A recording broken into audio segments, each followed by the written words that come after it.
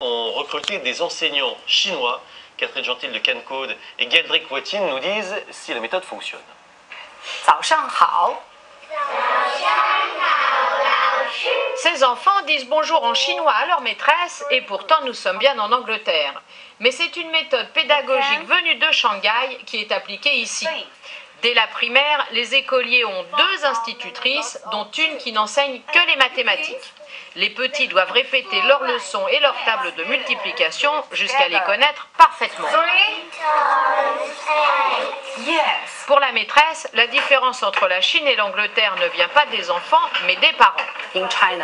En Chine, les parents se concentrent sur la réussite scolaire de leurs enfants et les poussent à travailler dès leur plus jeune âge pour qu'ils soient admis dans les meilleures écoles.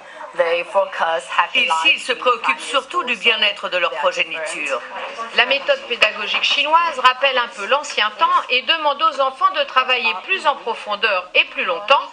Apparemment, le succès est au rendez-vous. Avec notre maîtresse chinoise, on fait des exercices plus difficiles que d'habitude. Mais moi, j'aime ça, les maths. 4 x 3 égale 12. Les résultats scolaires en mathématiques entre l'Empire du Milieu et l'Europe sont sans appel. Les Chinois sont premiers, alors que les Français et les Britanniques font pâle figure à la 25e et 26e place. En conséquence, les écoles anglaises pragmatiques envoient leurs enseignants en Chine. Ainsi, Miss Miles, l'institutrice de la classe, s'est rendue à Shanghai. Elle a été impressionnée. Ici, au Royaume-Uni, on a beaucoup de mal à obtenir l'attention des enfants pour qu'ils se concentrent. En Chine, dans leur culture, quand le professeur parle, l'enfant écoute. Plusieurs dizaines de professeurs chinois sont déjà venus en Grande-Bretagne pour enseigner aux enfants, mais aussi former les instituteurs britanniques.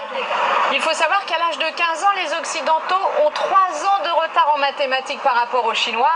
Désormais, les Britanniques espèrent bien regagner quelques places dans le tableau d'honneur.